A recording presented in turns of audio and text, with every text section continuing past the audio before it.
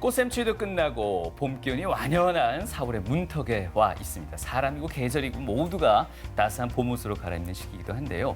겨울에 쪘던 살들 때문에 옷이 자꾸 꽉 껴요. 네. 그래서 이제 더 이상은 미룰 수 없다고 해서 운동을 또 결심하는 분들이 많은 시기이기도 합니다. 맞습니다. 네. 근데 또 시국이 시국인지라 뭐 헬스장이나 수영장 같은 이런 실내 환경은 좀 부담이 된다 하시는 분들 많으실 겁니다. 네. 그래서 공간 제약도 좀 적고요. 사회적 거리두기도 잘 유지할 수 있고 또 쉽게 실천할 수 있는 걷기 운동 요즘 또 많이들 네. 하실 겁니다. 걷기가 체중 감량뿐만 아니라 여러 가지 질환들을 예방하는 효과도 갖추고 있다고 하는데요. 오늘 이 시간 이 걸어서 건강 속으로 다다를 수 있는 그 길 찾아보겠고요. 네. 비타민 D의 중요성도 함께 짚어보도록 하겠습니다. 네, 건강한 걷기 처방전을 내려주실 분이십니다. 네. 가정의학과 김대현 교수님과 함께합니다. 안녕하세요. 안녕하십니까? 네, 안녕하십니까?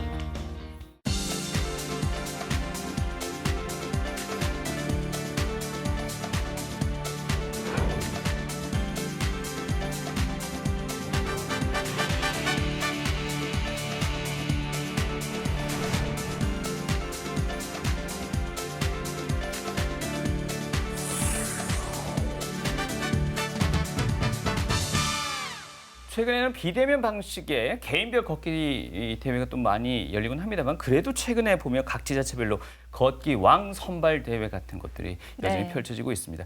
뭐 개인적으로도 보면 스마트폰에 앱 맞아요. 많이 이렇게 걸을 수 있는 측정할 수 있는 앱을 깔아서들 만보 채우고자 노력 많이 하시죠. 네, 만보 네. 채우려고 정말 많이들 하시는 것 같은데요. 네. 이 걷기 전도사로 또 교수님께서 활동하고 계신다고 들었는데 예. 만보를 잘 채우고 계시는지 궁금합니다. 예, 교육은 하지만 저는 네. 잘 지키지는 못하고 있습니다. 아, 하루에 한 몇 그러십니까? 번 정도 걸으시나요, 교수님?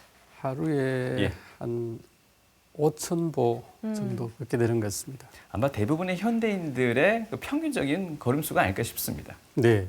네. 예. 이게 사실 또 걷기가 습관이 안 되어 있는 분들은 일부러 노력을 해서라도 조금이라도 더 걷고자 노력을 하고 있는데요. 네. 실제로 요즘은 또 걷기에 대한 인식이 또 많이 바뀐 거는 같습니다. 많이 네. 체감하고 계신가요? 예, 건강 걷기 교육이 한 20년 됐는데요. 네. 20년 전에 교육할 때는 보면 걷기를 뭘 배워야 되나, 걷는 게 운동이 되나 이렇게 생각하시는 그렇죠. 분들이 많았는데요.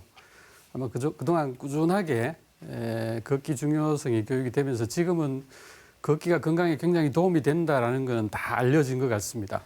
그렇지만 아직까지 그 바른 자세에 대한 것들은 조금 더 보급이 되어야 될 것 같습니다. 네, 이제 건강으로 향하는 본격적인 발걸음 한 걸음씩 내딛어 보겠습니다. 네.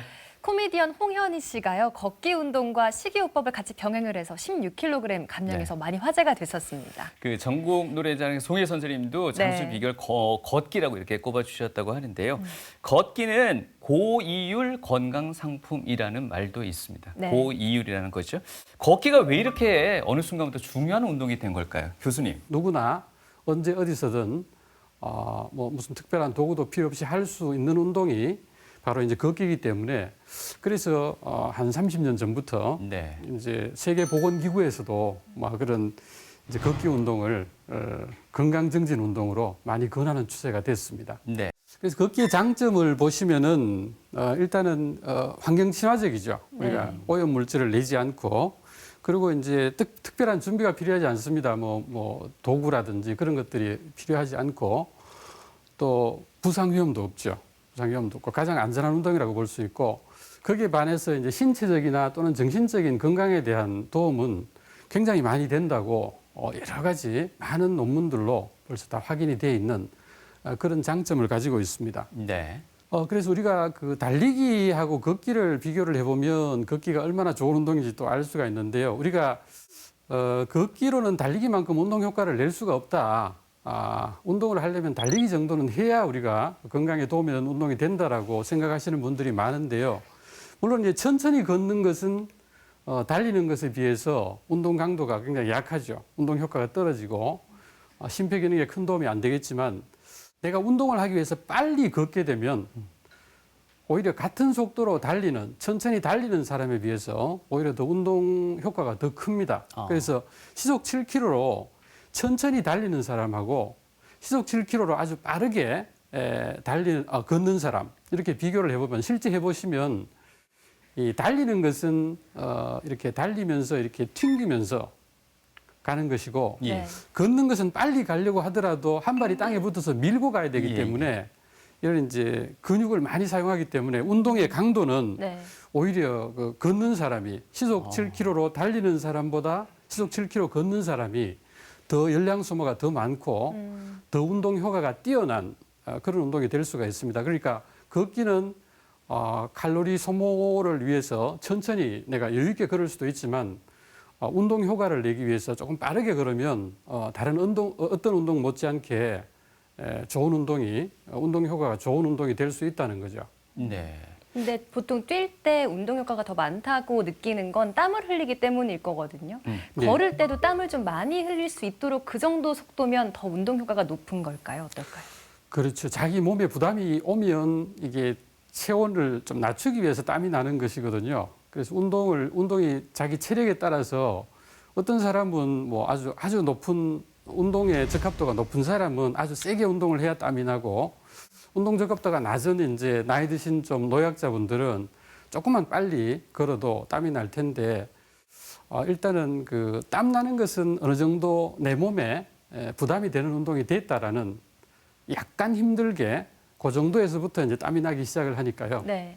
그래서 그 정도 약간 땀이 날 정도 또 너무 막 땀이 많이 나서 되면 너무 좀 심한 운동이기 때문에 약간 땀이 날 정도의 강도가 좋은 운동이 될 수가 있겠습니다. 일부러 땀복 같은 거 입고 더 땀을 배출하려고 하기도 하거든요. 다이어트 예. 목적으로. 그건 어떻게 그렇죠. 보세요? 체중 조절을 하기 위해서 특히 단기적으로 체중 조절을 하기 위해서 그런 것이고요. 막 땀으로 뺀 체중은 물을 마셔버리면 다시 돌아오거든요. 네. 그래서 이제 결국은 지방을 연소시켜서 실제 체중을 줄이는 것은 운동을 시작한 지 거의 한 10분 정도 지나야 할 수 있기 때문에 10분 이상 또 할 수 있는 운동이 또 잘 없어요. 달리기는 10분 이상 달리기가 참 힘들지만 그렇죠. 걷기는 뭐 10분 아니라 30분, 1시간까지 계속 할 수 있는 운동이기 때문에 살을 빼기 위해서도 가장 좋은 운동이 걷기라고 할 수 있습니다. 가끔 이 신천 동로 쪽을 보면요. 이 정도 속도로 걸어서 저 어르신은 어디까지 가실 수 있을까 싶을 네. 정도로 천천히 걸으시는 분들도 있으시거든요. 분명 네. 건강이 허락하는 범위 내에서는 최선을 다하고 계시는 거겠지만 그런 분들의 그런 느린 걸음도 다 뭐 신체적인 그 건강에 도움이 되는 건가요? 그렇죠. 이 사람에 따라서 우리가 적합한 속도를 알려달라고 하는데 이건 사람마다 다릅니다. 그래서 시속 뭐 한 4km 정도 걸어도 충분한 운동이 되는 어르신이 있는 반면에 네. 또 아주 젊은 뭐 학생 같은 경우는 시속 한 6km 정도 이렇게 빨리 걸어야 운동이 네. 될 수가 있거든요. 자기 몸에 맞춰서 걸으면 되고요. 결국은 자기 몸에 맞춰서 많이 걷게 되면 우리가 대사에 문제를 줄 수 있는 잉여 칼로리 소모가 잘 되고 그리고 이제 체력도 조금씩 좋아지고 심폐 기능도 좋아질 수 있기 때문에 일단은 그 걷기 속도보다는 자기 몸에 맞춘 걷기를 꾸준하게 하시는 게 좋겠습니다. 네. 근데 이 걷는 게 뭐 다이어트에는 효과가 있다고 저희가 계속 이야기를 하고 있지만 예. 뭐 심장이나 당뇨 같은 다양한 질환에도 또 도움이 된다고 알고 있습니다. 이 걷기의 효과를 저희는 어느 정도까지 볼 수 있는 걸까요? 걷기의 효과는 정말 너무 많은 그 연구 논문으로 정리가 되어 있습니다. 우리가 심혈관계 질환이라고 해서 심장병하고 중풍이죠. 이게 많이 걷는 사람은 안 걷는 사람에 비해서 심장병이 거의 한 0.53배니까 한 40%, 50%, 40% 이상 줄어든다고 볼 수 있고요. 뇌중풍이 0.68이니까 거의 한 30% 이상 줄어들고 이 두 가지 이 심혈관 질환으로 심내혈관 질환으로 인한 사망이 한 32% 정도 줄어든다고 볼 수가 있습니다. 그리고 당뇨병도 많이 걷는 분들이 거의 한 30%안 걷는 사람에 비해서 줄어듭니다. 당뇨병이 예방이 되고요. 그리고 우리가 치매와 관련되는 인지기능 개선 효과. 그러니까 이제 안 걷는 사람이 많이 걷는 사람에 비해서 치매 위험이 1.8배니까 많이 걸으면 결국은 한 치매는 한 40%는 예방을 할 수 있다. 이렇게 이야기를 할 수 있습니다. 그 이유는 무엇일까요? 그렇죠. 이게 그 치매 쪽은 이제 몸을 움직이고 운동만 해서도 안 되고 예. 머리만 써서도 치매 예방은 도움이 좀 덜 되고요. 이제 운동을 하면서 머리를 사용하는 복합적인 그런 운동이 치매 예방에 도움이 된다라고 돼 있는데 걷기가 아마 주위 환경도 보면서 우리가 다른 생각도 하면서 머리를 쓰면서 몸을 움직이는 것이기 때문에 가장 효과적인 물론 이제 아까 말씀드린 그 뇌중풍 같은 거 예방을 통해서도 치매가 예방이 될 수 있기 때문에 아마 다양한 그런 가설이 기전이 있을 수가 있겠습니다. 네. 그리고 이제 암도 예방이 됩니다. 특히 이제 대장암이 많이 예방이 돼요. 거의 한 40~50%가 많이 걸으면 예방을 할 수 있다고 합니다. 아마 이제 대장암의 원인이 되는 복부 비만이 걸으면 해결이 되고 또 이제 걸으면은 이제 장도 잘 움직이기 때문에 발암 물질이 장에 노출되는 시간이 줄어들고 또 이제 걸으면은 조금 이따가 이야기 드릴 비타민 D가 햇볕을 쬐면서 합성이 되기 때문에 이 대장암의 원인이 되는 비타민 D 부족이 해결이 돼서 그렇게 될 거라고 지금 생각을 하고 있는데요. 하여튼 대장암이 굉장히 많이 줄어드는 걸로 돼 있고.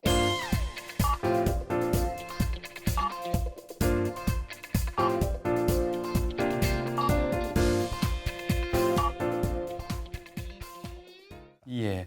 교수님이 앞서 말씀하실 때 효과 중에 하나 우울증을 또 예방할 수 있다, 치료할 수 있다는 말씀까지도 주셨는데요. 사실 개인적으로도 여러 가지 정신적 스트레스를 극복하기 위해서 어찌 보면 걷기 운동을 시작했다라고도 스스로 말씀드릴 수 있을 텐데 이게 어떤 작용으로 인해서 어떤 우울증이라든지 정신적 스트레스를 극복해낼 수 있는 힘이 될까요? 이 활동 자체가 우울증을 예방할 수가 있거든요. 예. 뭐 비타민 D 기전도 아까 대장암 예방에서 이야기를 드렸듯이 네. 이제 걷는 것의 우울증 예방 효과와 예. 또 병을 진단받으면서 약을 드시는 분들도 이 걷는 거를 같이 하면은 실제 우울증 치료 효과도 더 잘 생긴다고 확인이 되어 있습니다. 예. 그래서 아마 이 걷는다는 것 자체가 단순한 운동이고 여러 가지 부담 없이 이렇게 다칠 위험도 없이 아주 편안하게 할 수 있는 그런 운동이기 때문에 아무래도 걸으면은 어느 정도 시간 걷다가 보면 이제 자기 내면으로 빠져들고 생각을 많이 하게 되니까 그런 것들이 우울증을 예방하고 자기 자신을 되돌아보면서 좀 심리적인 안정성을 주는 그런 효과가 있을 것 같습니다. 네. 때마침 교수님이 PPT 자료를 보니까 정년 이후라는 표현을 쓰셨는데요. 아무래도 예. 노년기를 말씀하시려고 하는 게 아닐까 싶은데 어떻습니까?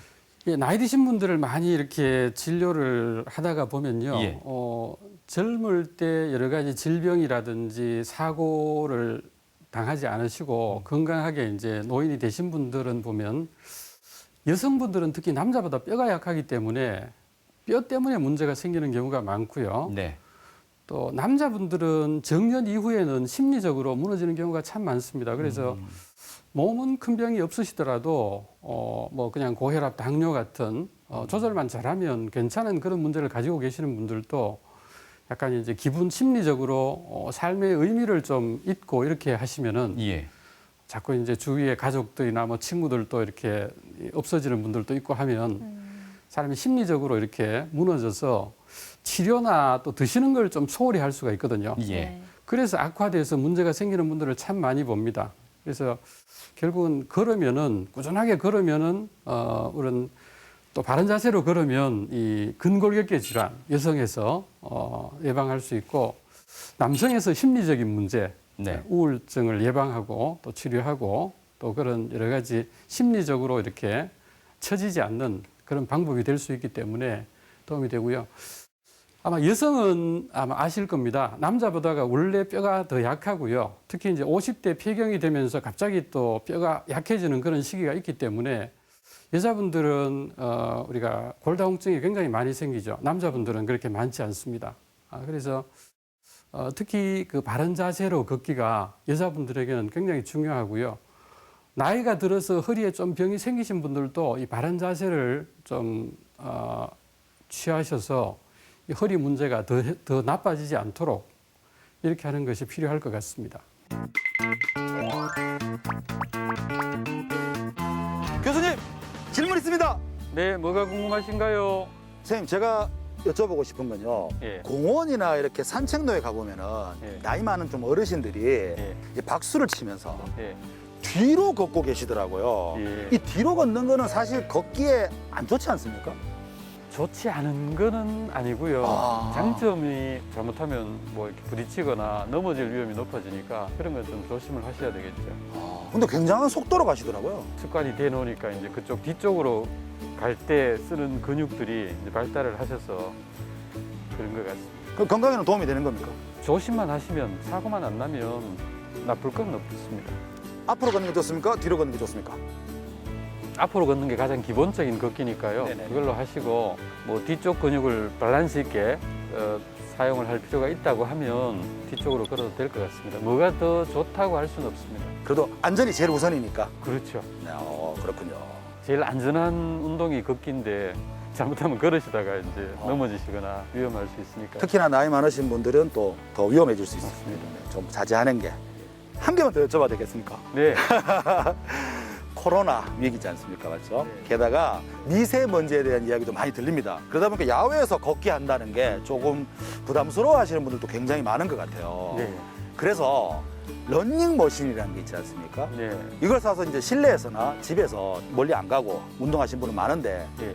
러닝머신과 실제로 거리를 걷는다, 산책로를 걷는다 네. 많은 차이가 있을까요? 차이가 있습니다.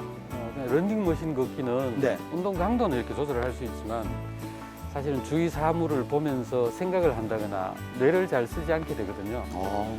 요즘 치매 예방 이야기를 많이 합니다만은 운동만으로 치매 예방이 되지 않고요. 또 머리만 쓴다고 치매 예방이 되지 않습니다. 그래요? 머리를 쓰면서 운동을 해야 그게 가장 효과적인 치매 예방이 된다는 연구들이 많이 나오거든요. 집안에서 그냥 이렇게 기계에서 걷는 것보다는 물론 이제 바깥에 뭐 차가 다니는 바로 옆으로 해서 매연을 많이 들이마시고 또 이렇게 미세먼지나 황사가 많은 그런 시기는 좀 피해야 되겠지만 공기가 좋은 곳에서 가능하면 주위 환경도 보고 또 이제 지면도 살피면서 또 더 좋게는 뭐 친구들이나 가족들하고 그래요? 이야기도 하면서 이렇게 걸으면 신체적인 건강뿐만 아니라 정신적 뇌도 사용하게 되고 감정적인 운동도 되고요.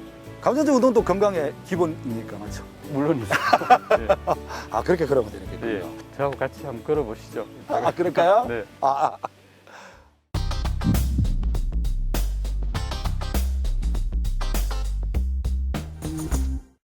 네, 아마 시청자분들도 많이 궁금해하셨을 네. 내용이었을 겁니다. 걷기에 대한 궁금증들 질문 있습니다 코너에서 상세하게 알아봤습니다. 저도 여기서 하나 드리고 싶은 질문이 있습니다, 교수님. 근데 걷기 할 때 왜 꼭 그 만보가 자꾸 기준이 되는가 하는 생각이 들거든요. 5,000보도 6,000보도 다 소중한 걸음인데 왜 네. 만보를 자꾸 이렇게 언급하게 될까요? 이 다른 운동을 하지 않고 걷기만으로 충분한 운동이 되려면 예. 1시간 정도 걸으면 됩니다. 1시간. 1시간.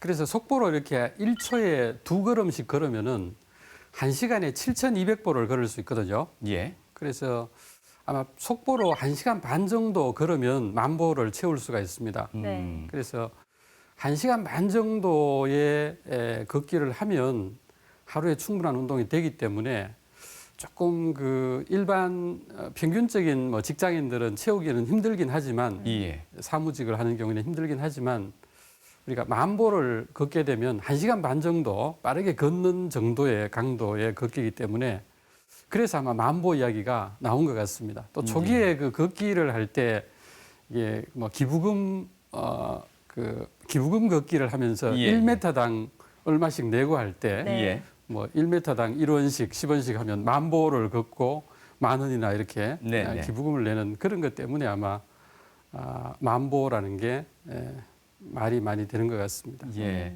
병원에 있는 제 친구 지인한테 물어보니까 하루에 한 2,000보 걷는다고 그러더라고요. 그렇습니다. 예.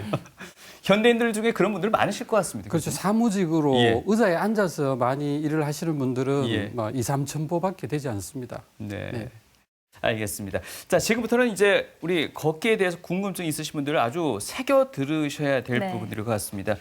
여러 가지 각종 질환도 예방할 수 있는 걷기가 오히려 독이 될 수도 있는 나쁜 자세들이 있다고 하는데요. 이 부분들은 꼭 기억하셔가지고 실천하셔야겠습니다. 교수님, 이 부분에 대해서 설명 좀 주시죠.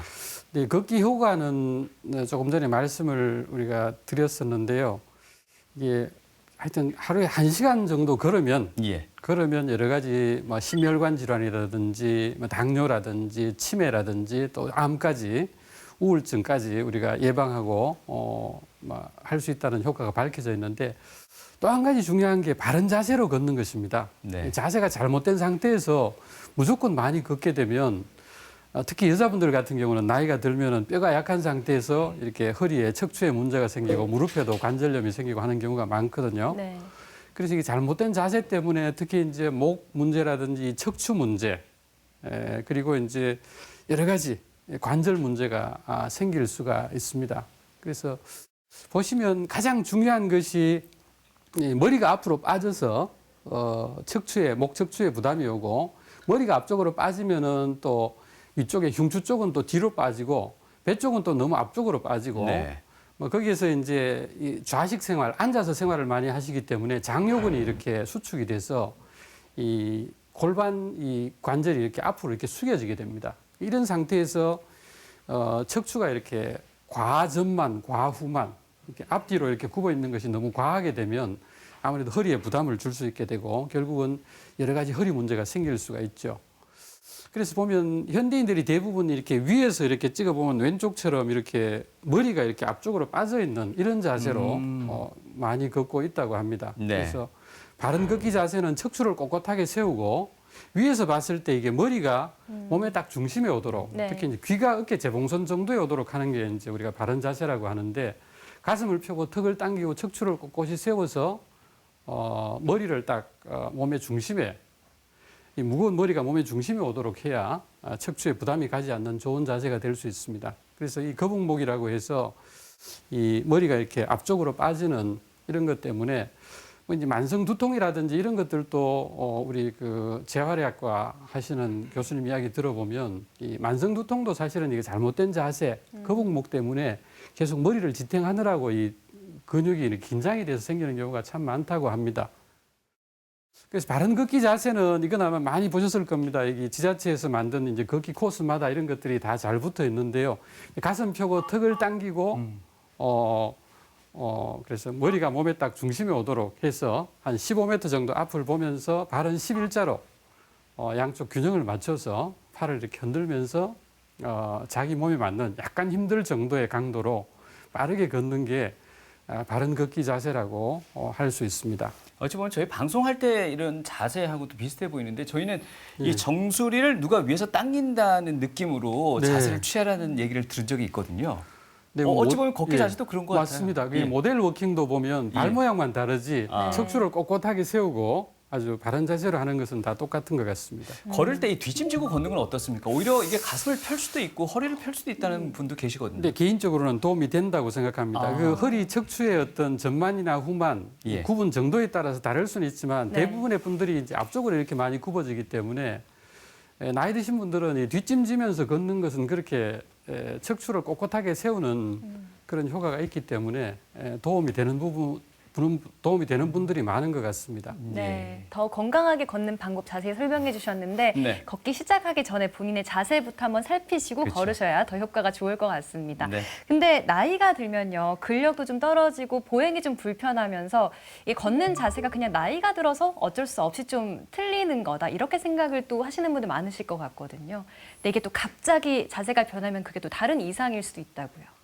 네, 그렇습니다. 특히 허리가 아프신 분들, 그러니까 네. 척추 협착증이나 또 척추에 이렇게 척추 분리증이나 전방 전이증 같은 게 있는 분들은 걸으면 허리가 아파서 신경이 눌려서요 많이 못 걸으시거든요. 그래서 자세가 이렇게 꾸부정하거나 오래 걸으면 허리가 아파서 못 걷는 분들은 척추 쪽에 문제를 의심해 보셔야 되고.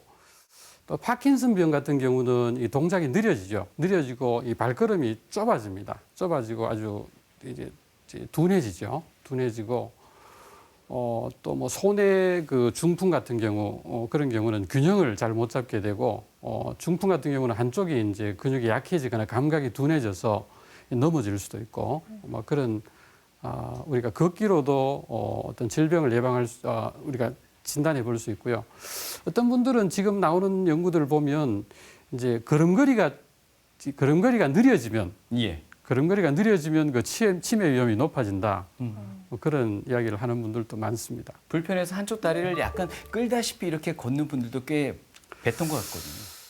그렇습니다. 그게 이제 한쪽 그 관절염이 와서 물론 잘못된 그럴 수도 자세 있죠. 때문에 한쪽 예. 관절에 이제 무릎 관절이 아프시면은 이제 한쪽에 또 더 힘을 주게 되고 이렇게 이제 균형 잡힌 걷기가 힘들게 되고 그렇게 하면 또 나머지 부분에 힘이 많이 가니까 또 그쪽에 관절염이 생기고 그래서 이제 균형 잡히게 걸으면 양쪽 무릎에 부담이 덜 가기 때문에 무릎 관절염 같은 것들도 줄일 수가 있습니다. 예.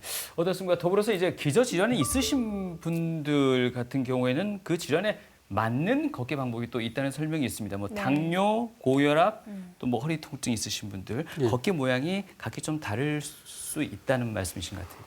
그렇죠. 당뇨, 고혈압, 고지혈증 같은 대사성 질환은 좀 빨리 걸으실 필요는 없고요.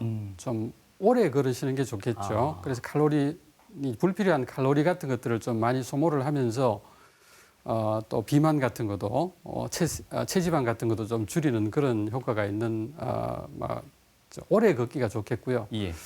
당뇨 같으면 조심하셔야 될 게 잘못하면 이제 당뇨병성 그 족부 궤양 같은 것들, 예. 발합병증이 와서 문제가 생길 수 있기 때문에 발을 좀 깨끗하게 하시고 발 다치지 않도록 조심하셔야 되고 무릎 관절염 있는 분들 그런 분들은 이제 좀 걸으라고 하면 아파서 못 걸어요라고 하는데 네. 네. 우리가 사실 그 관절염이 있는 분들은 경사진 오르막이나 내리막은 관절에 부담이 되기 때문에 좀 피하시는 게 좋지만 평지는 이 바른 자세로 걷게 되면 오히려 뼈를 튼튼하게 하고 무릎 관절염이 있는 분들도 통증을 오히려 줄이는 효과가 있는 것으로 밝혀져 있습니다. 네. 그래서 무릎 관절염이 있는 분들은 특히 이제 바른 자세로 평지를 걸으시는 게 좋겠습니다. 네. 네. 그 관절염이 있어서 추가로 드리고 싶은 질문이요. 처음에 걸으면 아플 수밖에 없잖아요. 근데 자꾸 걷다 보면 그 관절 주변에 근육이 발달하게 되면 그 관절염 통증이 좀 덜해질 수도 있지 않을까 하는 생각이 들거든요. 예. 예. 실제 평지 걷는 것은 잘 걸으면 달리기를 하게 되면 이렇게 위에서 이제 떠서 이렇게 떨어지면 자기 체중의 한 3배까지, 예. 300%까지 이렇게 충격이 오지만 네. 이렇게 한 발이 땅에 붙어서 걷는 자세는 그리고 잘 굴리면요. 자기 체중의 30%밖에 받지 않습니다. 그렇기 때문에 무릎 관절염이 있는 분들도 이렇게 걷게 되면 무릎 통증이 줄어들고 또 주위의 근육들이 강화되면서 오히려 더 도움이 될 수가 있습니다. 네.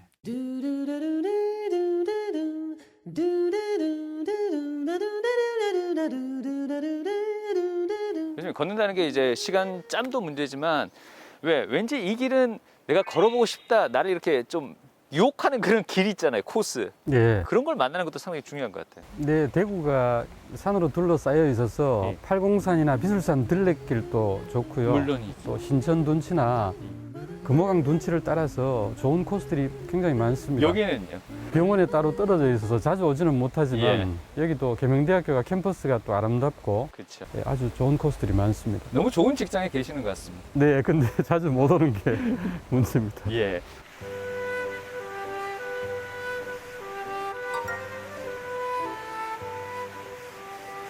그래서 사실 걷기에 있어서 뭐 준비 운동 이런 얘기를 하길래 저는 걷기에 무슨 준비 운동이 필요하냐고 우리가 학교 갈 때 내지는 출근할 때 준비 운동 하고 나가는 거 아니잖아요. 걷기가 가장 기본적인 운동인데 예. 걷기 바른 자세를 알고 걸으시면 그냥 막 걷는 것보다는 특히 근골격계 질환 예방에 꼿꼿하게 지낼 수 있도록 허리에 병이 생기는 걸 막을 수 있는 그런 좋은 방법이 될 수 있습니다. 어디선가 얼핏 들은 얘기인데 장요근 스트레칭이 중요하다는 얘기는 제가 들어본 것 같은데 뭔지는 잘 모르겠습니다. 이 척추에서 이제 대퇴골로 이렇게 안쪽에 붙어 있는 장요근이란 뱃속에 근육이 있습니다. 예예. 이 근육이 수축이 되어 있습니다. 이렇게. 그래서 척추가 꼿꼿하게 못 세우고 이렇게 앞으로 이제 엉덩이가 빠져 있는 이런 자세가 되어 있거든요. 예. 그래서 걷기 전에 이 스트레칭은 딱 한 가지만 했으면 좋겠어요. 갑자기 걸으시면 이 발바닥이 아픈 족저근막염이 생길 수 있기 때문에 발을 이렇게 11자로 해서 뒤꿈치를 붙인 상태에서 앞쪽 무릎을 이렇게 굽히시면 종아리가 이렇게 쫙 당겨지면서 뒷종아리 그렇죠.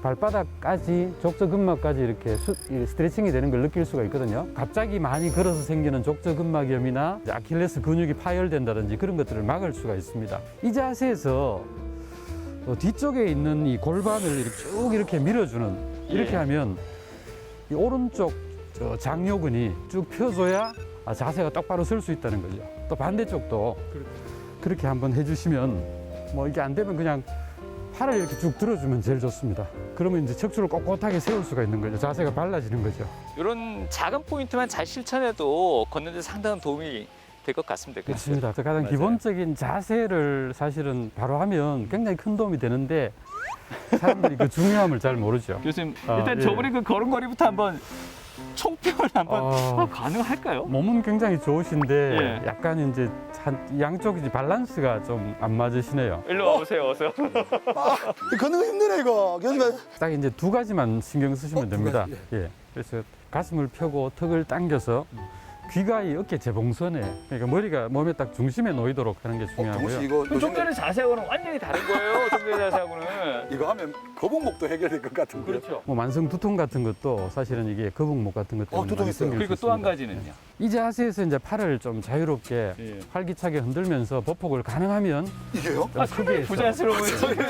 되는데 가능하면 11자로 걷는다. 11자로요? 11자로 가면서 이 발 뒤꿈치를 딛고 밟고 밀고 나가는 3단계 보행을 하면서 밀고 나갈 때는 엄지발가락으로 밀고 나간다는 생각을 하면 11자를 만들 수 있습니다. 동원 씨 한번 걸어와봐요.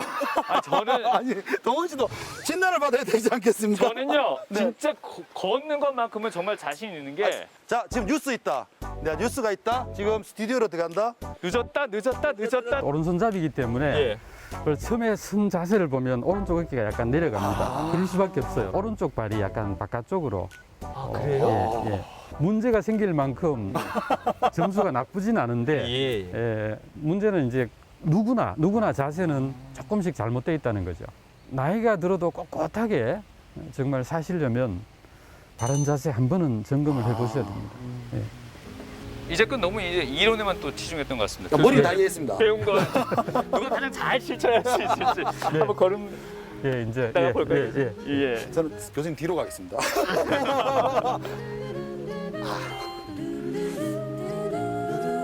힘드네.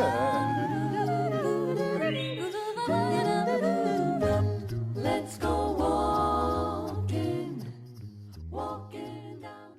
나름대로 자신 있게 걷기 운동하고 있다고 생각했는데 막상 교수님하고 같이 한번 걸어보니까 네. 이 걷기 운동도 그렇게 쉬운 것만은 아니다라는 느낌이 들었고요. 알면 할수록 어려운 것 같습니다. 여러분들도 더 이상 미루지 마시고 이제 직접 실천에 나서기 바랍니다. 요즘 날씨도 참 좋잖아요. 그러니까 예. 아까 영상을 보니까 또 되게 활기차 보이고 기분이 좋아 보이시는데요. 네. 실제로 이 햇볕을 쬐면 나오는 비타민 D가 그런 작용을 한다고 합니다. 네. 이 비타민 D에 대한 자세한 설명 알아보기 전에요. 비타민에 대해서 전반적으로 한번 들어보겠습니다.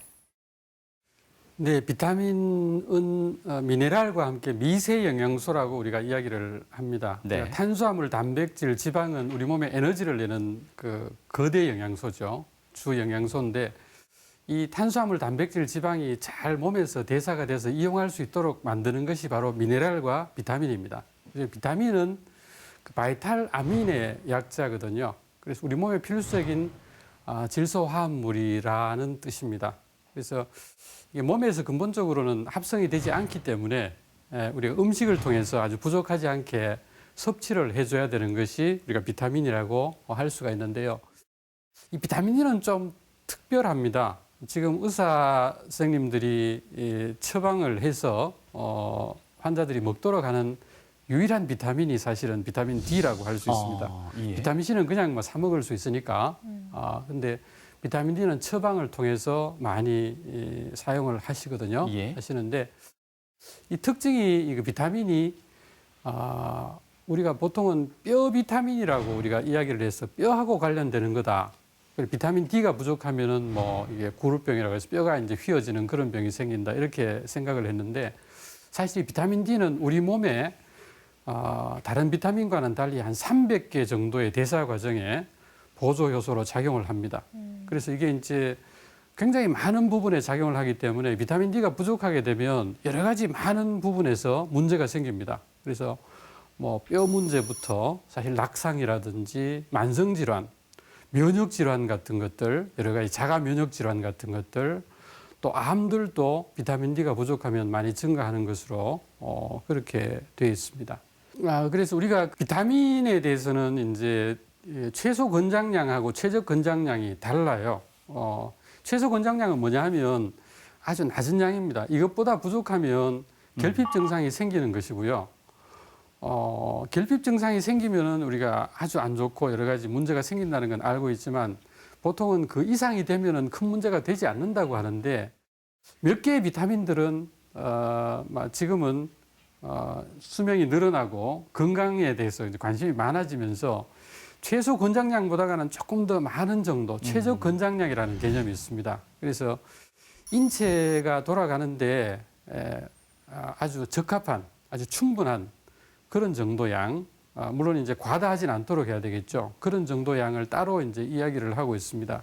그래서 보시면은 최소 권장량보다가 거의 뭐 10배에서 100배 정도 차이가 나는 걸 볼 수가 있죠. 네. 이 비타민 D만 보시면은 최소 권장량은 하루에 200 단위입니다.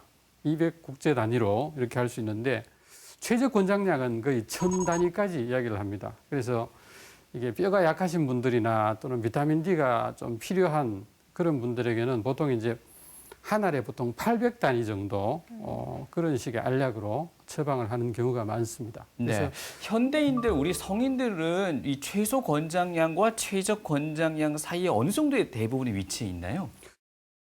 뭐 비타민 종류에 따라서 다른데요. 예. 최소 권장량과 최적 권장량 사이라고 볼 수 있습니다. 한가운데 정도요. 특별하게 비타민제 보충을 하지 않으면은 최적 권장량을 넘어가는 경우가 그렇게 많지는 않은 것 같습니다. 아하, 예. 그래서 비타민 D를 이렇게 보충하는 분도 많은데요. 그렇지만 비타민을 이렇게 드시는 분은 참 많은데 비타민에 대한 원칙은 비타민은 음식으로 최적 권장량이 되도록 골고루 섭취를 해야지 알약으로 먹는 것은 크게 도움이 안 된다는 그런 이야기도 많이 있거든요. 그래서 필요한 경우에는 가능하면 의사에게 처방을 받아서 비타민을 드시는 게 도움이 될 것 같습니다. 교수님 보통 병원에 가면요, 뭐 마늘 주사, 뭐 비타민 주사, 뭐 이런 것들도 있는데 네, 그 맞습니다. 비타민 주사는 어떤 주사인가요? 그러면?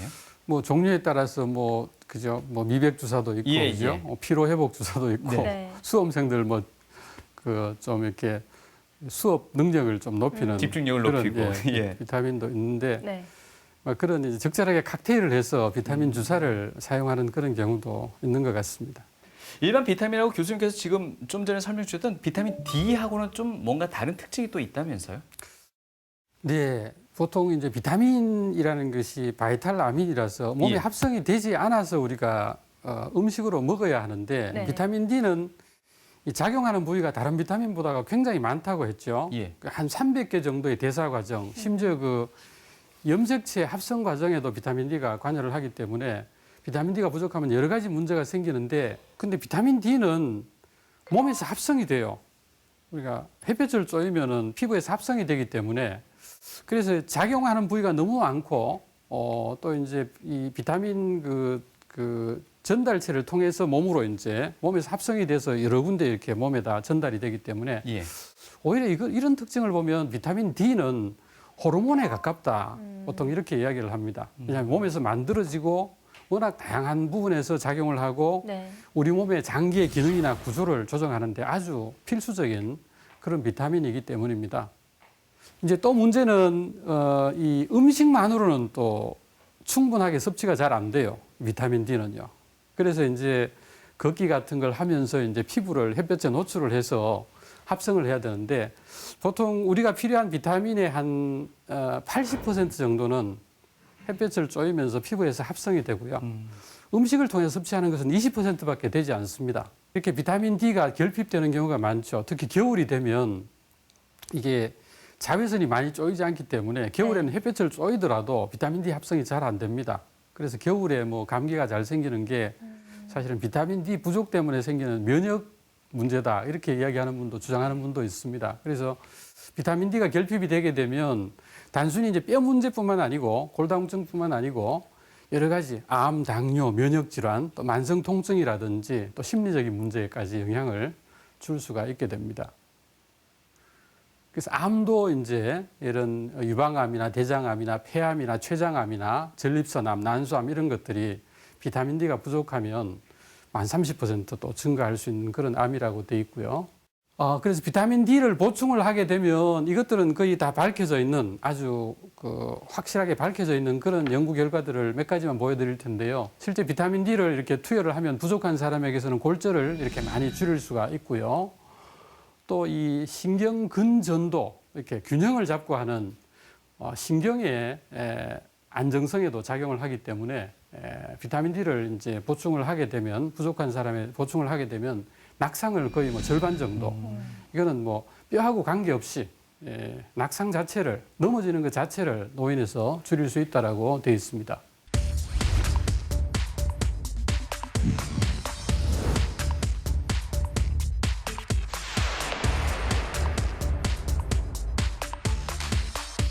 생각보다 훨씬 더 많은 작용을 하는 것 같은데 예. 이 비타민 D가 결핍이 되면은 몸에는 또 어떤 문제들이 일어나는지 좀 더 구체적인 설명 부탁드립니다. 네, 이제 그 뼈 분야만 집중해서 보더라도요, 비타민 D가 부족하게 되면 칼슘 흡수가 잘 안 됩니다. 칼슘이 몸에 흡수가 되지 않고 그대로 배출이 되어버리고 이 부갑상선 호르몬이 올라가고 그래서 뼈 밀도가 낮아지고 그다음에 그 신경 중심을 잡고 하는 그런 신경에도 신경 기능에도 비타민 D가 작용을 하기 때문에 신경 기능이 떨어지게 되면 그래서 복합적으로 잘 넘어지고 뼈도 약해지고 이렇게 되니까 골절의 위험이 증가하게 될 수가 있고요.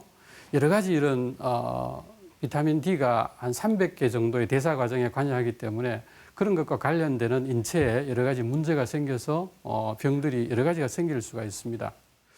그래서 보통 이제 요즘은 건강검진을 하게 되면 비타민 D도 다 검사를 해요. 하는데 30 나노그램 이하면은 좀 부족하다고 보고 20 이하가 되면 결핍이라고 우리가 보통 이야기를 하고 있습니다. 네.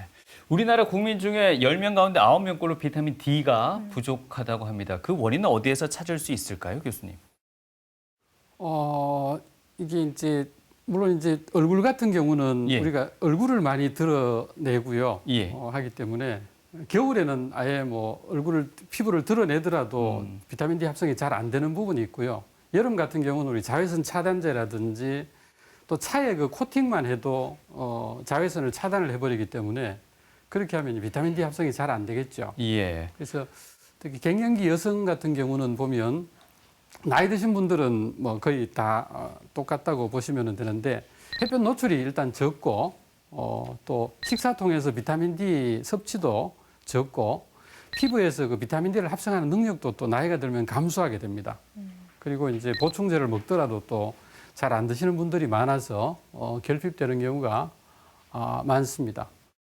그래서 우리가 뭐 햇볕만 쬐이면 비타민 D가 충분히 합성이 되겠지라고 또 생각을 할 수가 있는데 계절에 따라서요. 네. 계절에 따라서 겨울철에는 이게 우리나라 쪽에는 자외선 자체가 안 오기 때문에요. 낮에 햇볕을 쬐더라도 비타민 D 합성이 굉장히 적습니다. 적고 또 뭐 비만 정도에 따라서 비타민 D 합성이 차이가 날 수 있고 또 요즘 뭐 그 미세먼지 같은 것들, 황사 같은 것들 때문에 또 햇볕이 차단되기 때문에 이런 다양한 원인 때문에 비타민 D의 합성이 좀 방해를 받게 됩니다.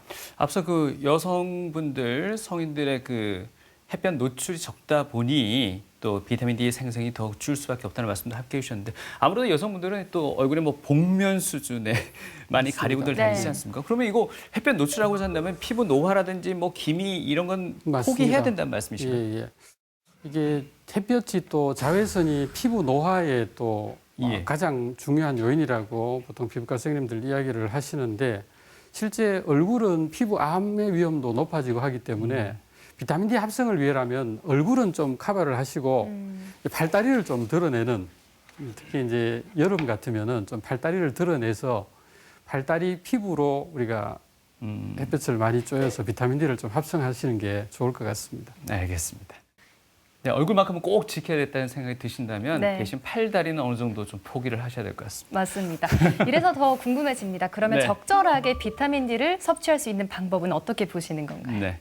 네, 한 80% 정도는 우리가 피부에서 합성을 해야 되니까요. 특히 여름철 같은 경우는 피부 타입에 따라서 조금은 다릅니다. 피부의 타입에 따라 다른데 O형 피부인 경우는 팔다리를 노출해서 한 전체 피부의 한 25%만 노출을 하고 5분만 하셔도 400단위 하루에 필요한 비타민 D가 합성이 됩니다. 예. 그래서 사실 여름에는 자외선이 많이 쪼이기 때문에 네. 하루에 팔다리 노출해서 한 30분만 걷기를 하시면은 일주일에 필요한 비타민 D가 합성이 됩니다. 그리고 지용성이기 때문에 이게 오래 갈 수 있습니다. 예. 그래서 도움이 되고 반면에 겨울이 되면 이 효과가 많이 떨어지죠. 그래서 똑같은 양의 비타민 D를 합성을 하려면 거의 한 30분 정도 노출을 해야 하루에 필요한 비타민 D를 합성을 할 수가 있겠습니다. 그래서 이제 이 비타민 D 주사하고 독감 예방 주사를 비교한 연구도 있어요. 그래서 겨울이 되기 전에 비타민 D 부족 때문에 겨울에 독감이 많이 생긴다는 가정하에서 비교를 해보니까 거의 뭐 독감 예방 주사하고 똑같이 독감을 예방하는 효과가 있다는 그런 연구도 있습니다. 그래서 이런 주로 이제 기름기가 있는 그런 지용성 비타민이기 때문에 이런 뭐 해산물이라든지 통곡류, 그다음 유제품 이런 것들에 이제 비타민 D가 많이 포함이 되어 있고요. 보시면은 이 종류에 따라서 이제 한 단위에 따라 이제 비타민 D 함량이 이렇게 차이가 나는 것을 볼 수가 있습니다. 그래서 아까 그 부족한 부분이 30나노그램이라고 했는데요. 30나노그램 이상은 좀 만들어 두시는 게 혈중의 비타민 D 농도를 30나노그램 per 밀리리터 이상으로 만들어 주시는 게 좋겠고요. 젊은 사람은 뭐 한 400~500단위만 보충을 해도 되겠지만 부족한 사람은 보충할 때는 나이 드신 분들은 더 많이 필요합니다. 폐경 이후에는 더 많이 필요하기 때문에 뭐 800단위, 뭐 1000단위 이상 이렇게 보충을 해야 되는 그런 경우도 있습니다. 앞서 그 비타민 D 보충을 위해서 뭐 얼굴 내지는 팔다리 노출을 말씀드리긴 했습니다만 네. 사실 교수님 이 보충을 위해서 방금 말씀하셨던 주사제는 권장하시나요? 어떻습니까? 이 먹는 걸로 또 흡수가 잘 이 농도가 안 올라가는 분들이 많아요. 나이 예. 드신 분들 중에.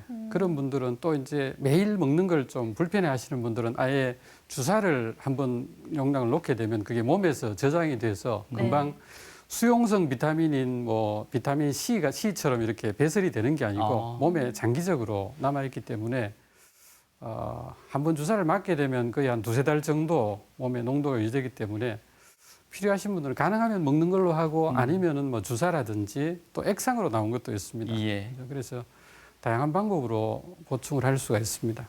햇빛을 많이 받아야 이제 뭐 인체에서 발전하는 거 아닌가 그런 생각하고 있습니다. 비타민 D가 부족하면 뼈 건강에 좋지 않다는 말을 들었습니다.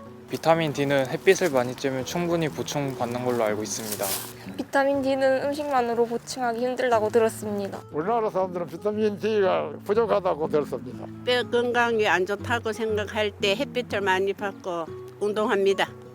제 주변에는 비타민 D가 풍부하다고 알려진 음식을 많이 먹는다고 하더라고요. 약을 먹는다는가 그런 게 있지 않을까요? 비타민 C를 챙겨 먹는 것처럼. 주로 이제 뭐 의약품 구매해가지고 하죠. 혹시 비타민 D 주사는 누구나 아무런 검사 없이 맞을 수 있는 건가요? 부족하지 않은 경우에는 주사를 맞아도 큰 도움이 되지 않기 때문에요. 가능하면 부족한 분들이 주사를 맞는 게 좋죠. 부족하지 않는 분들이 굳이 주사를 맞을 필요는 없습니다. 그럼 의사 선생님하고 상의를 해야 되는 거네요, 그게. 그렇죠. 요즘은 건강검진에도 피 검사를 하면 혈액 검사에서 비타민 D 수치가 나오니까요. 그래요? 네. 그러니까 그거 확인하면 좀 부족하다 하면 의사와 상의해서 그냥 한 대 정도 맞는 걸로. 예, 뭐 먹는 것도 있고요. 그렇군요.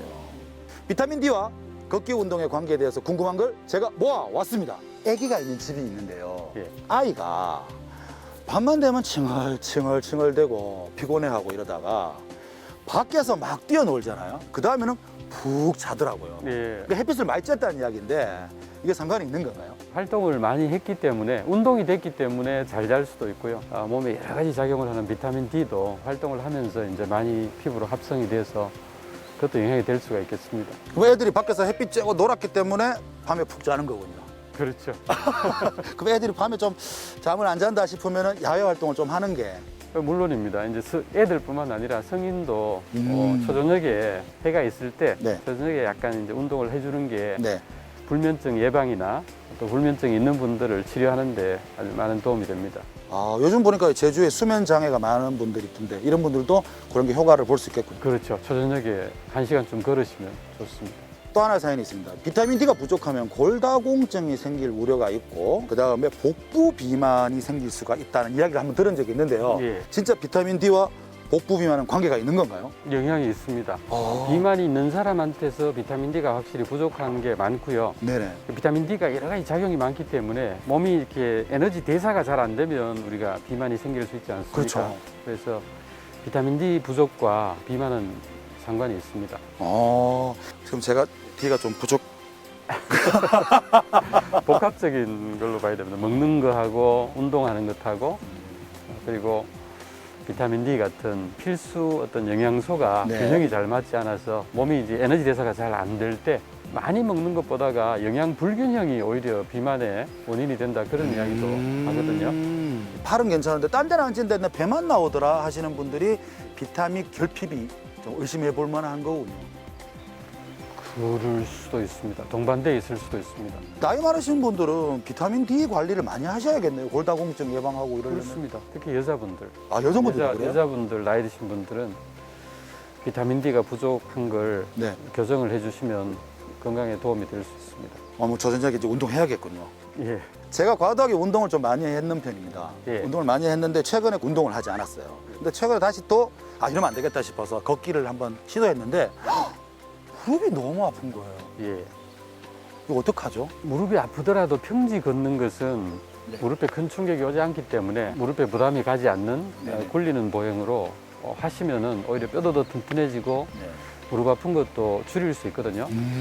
대신에 이제 퇴행성 관절염 같은 걸로 무릎이 아픈 경우는 오르막으로 올라갈 때는 근육을 사용하기 때문에 그렇게 통증이 심하지 않은데 네. 밑으로 이렇게 떨어질 때, 밑으로 내려갈 때 제가 요즘 그래요. 그때는 이제 몸에 충격이 이 무릎에 아. 전달이 되기 때문에 그때는 무릎이 많이 아프고 또 관절염이 심해질 수 있기 때문에 무릎 관절염이 있는 분들은 안 걸으시면 안 되고요. 높은 오르막이나 내리막보다는 평지를 좀 꾸준히 걸으시면 오히려 무릎 아프신 분도 도움이 될 수가 있습니다. 무릎 관절이 좀 아프다고 해서 안 걸으시면 안 안 걸으면 돼요. 안 되는 거군요. 더 약해집니다.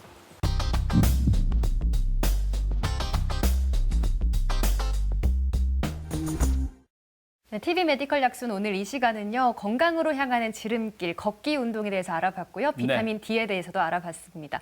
끝으로 올바르게 또 건강하게 걷는 방법에 대해서 한 번 더 정리해 주실까요, 교수님? 네, 바른 자세로 걸으면 근골격계 질환을 예방할 수가 있겠죠. 그리고 하루에 1시간 정도 걸으면 여러 가지 심뇌혈관 질환이라든지 당뇨라든지 또 치매, 암까지도 예방을 할 수 있기 때문에 바른 자세로, 그러니까 가슴을 펴고 턱을 당긴 자세로, 척추를 뽑아 올린 자세로 꼿꼿하게 네. 이제 바른 11자로 이렇게 활기차게 하루에 1시간 정도 걸으셔서 네. 병 예방하고 건강 관리를 잘 하시기 바랍니다. 특히 나이 드신 분들은, 허리 아프신 분들은 이 바른 자세를 좀 신경을 쓰시고 중심 근육, 척추 기립근 같은 걸 좀 강화시키는 운동을 하셔서 더 악화되지 않도록, 수술할 정도로 그렇게 심하게 되지 않도록 조심하시기 바랍니다. 네. 요즘 산책로도 참 잘 조성되어 있습니다. 우리 지역에 보면 걷기 좋은 길들도 많고요. 날씨도 더 이상 이제 핑계댈 수 없는 시기가 되고 말았습니다. 더 이상 네. 미루지 마시고요. 지금 바로 한번 시작해 보시기 바랍니다. 네, 마스크 착용만 꼭 해주시고요. 거리두기만 잘 지켜주신다면 건강한 삶으로 조금 더 빨리 다가가실 수 있을 겁니다. 오늘도 유익한 정보 전해주셨습니다. 가정의학과 김대현 교수님과 함께했습니다. 감사합니다. 고맙습니다. 네, 감사합니다.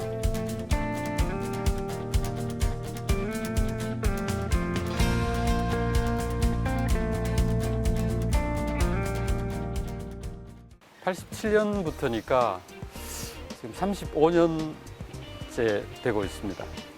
가정의학의 철학이 전인적으로 불편한 걸 진료하는 전인적인 진료 개념이 맞아서 선택을 했습니다. 오래 하니까 어느 정도 적응이 돼서 그런지 가장 잘하고 편하게 할 수 있는 게 환자분 만나서 좀 뭔가 도움이 될 일을 찾는 것 같습니다. 이 심리적인 것하고 신체적인 문제가 이렇게 겹쳐져서 다른 데서 이렇게 진단을 못 하다가 저에게 와서 그런 여러 가지 이제 가족 환경이나 심리적인 문제를 확인을 해서 그걸로 이제 약도 다 끊고 잘 치료되신 분들, 뭐 그런 분들. 그러니까 단과에서는 볼 수 없는 복합적으로 이 사람을 봐서 여러 가지 병을 가지고 있는 분들, 특히 나이 드신 분들, 이런 분들은 다른 과 의사들은 줄 수 없는 도움을 제가 주게 됐을 때 그때는 제가 전공을 잘 선택했다는 생각이 들었습니다. 좋죠, 뭐 뿌듯하죠, 뭐. 원래 가정의학은 개업 전문 의사인데요. 대학병원에서 이제 수련만 전공의 수련을 하고 대학병원에서만 근무를 했으니까 나중에 정년을 하게 되면 의료 소외 지역이 있는 좀 후진국 같은 데 가서 의료 봉사를 하고 싶은 마음도 지금은 좀 있는데요. 어떻게 될지는 아직 잘 모르겠습니다.